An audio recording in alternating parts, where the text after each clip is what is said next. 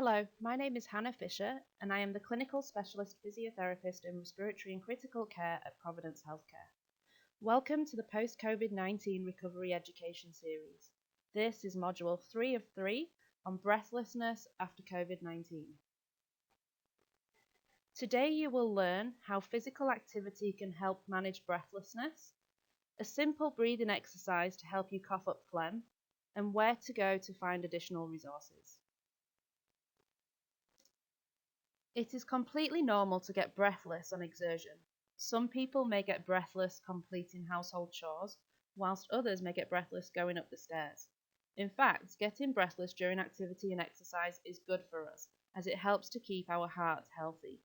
It is important to keep active, as avoiding exercise due to the fear of breathlessness can lead to inactivity and a downward spiral of deconditioning.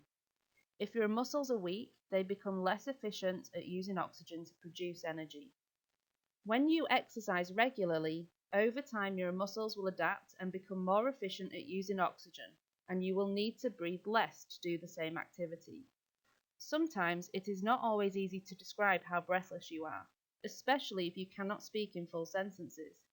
Using the table on the right-hand side of this slide can help you demonstrate how your breathing is at any given time.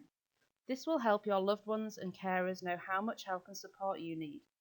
When completing physical activity or exercise that makes you feel breathless, aim to keep your breathlessness at 3 to 4 on the Borg scale, moderate breathlessness, or you should be able to hold a steady conversation.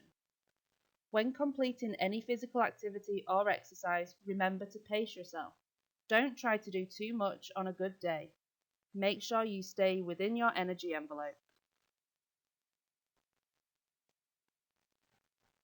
People living with long COVID can experience fatigue and post-exertional symptom worsening, also known as post-exertional malaise. Traditional graded exercise or fixed activity prescription is not recommended as an intervention to treat fatigue amongst people experiencing post-exertional malaise. Instead, symptom-titrated physical activity is recommended, where physical activity is adjusted according to symptoms. Physical activity, including exercise, should be restorative and not make your symptoms worse, both during and in the days following. Monitor for signs of post-viral fatigue syndrome. This includes activity-induced fatigue or symptom worsening, intermittent and recurrent flare-up of viral symptoms such as headaches, fevers, and fatigue, unrefreshing sleep, cognitive problems or brain fog, and if you are unable to tolerate being in an upright position. If you have any of these symptoms, please speak to your healthcare team for advice on how to approach exercise in a way that will not flare up your post-exertional symptoms. Careful planning, pacing, and prioritization of your activities will help conserve your energy and avoid experiencing a flare-up of your symptoms. Sometimes breathlessness can be caused by excess phlegm in your lungs.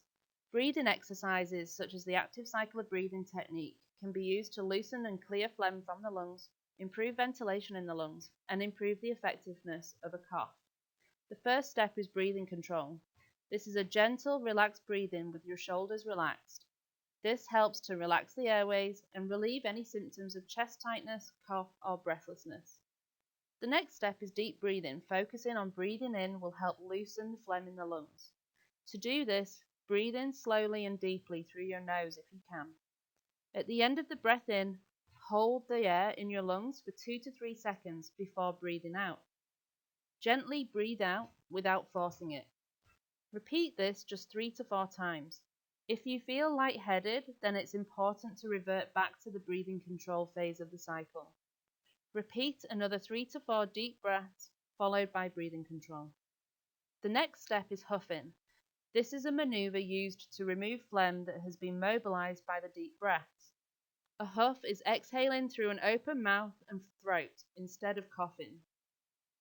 Huffing helps to move phlegm from the small airways to the large airways, where they are then removed by coughing. Coughing alone cannot remove phlegm from the smaller airways. To do this, take a normal-sized breath in and then an active, long breath out until your lungs feel quite empty. Imagine you are trying to steam up a mirror. Then take a breath in, open your mouth wide, and huff out quickly. Repeat 2 to 3 huffs, as repeated huffing can help make your chest feel tight. Listen for crackles when you huff. If you can hear this, you may need to cough and clear the phlegm. It is important to try and avoid any excess coughing, as this may reduce how effective the technique is and make it excessively tiring. When you have finished this step, go back to step 1, breathing control, and repeat the steps until your huff is dry twice in a row, and if you feel your chest is clearer. Clear as much phlegm as you can without getting too tired. This should take about 10 minutes, but no longer than 30 minutes. Try to do this once or twice a day when you are well. When you have more phlegm, you may need to do it more often, in shorter, more frequent sessions. So, to summarize, it is common to experience breathlessness after COVID-19 infection, and this can contribute to worsening symptoms and function. Poor breathing technique can increase breathlessness, as well as other symptoms, including fatigue, brain fog, heart palpitations, and anxiety. Breathing well can help you access better rest and recovery. Breathing well can help improve anxiety. Remember, when breathing at rest, breathe in and out through your nose. Breathe low, not big breaths, and breathe slowly. If you are in a situation where you feel breathless, utilize one of the strategies discussed today, such as SOS for SOB, pursed lip breathing, or window breathing. And remember, if in doubt, breathe out. Here are some additional resources you can review for more information on managing breathlessness after COVID-19.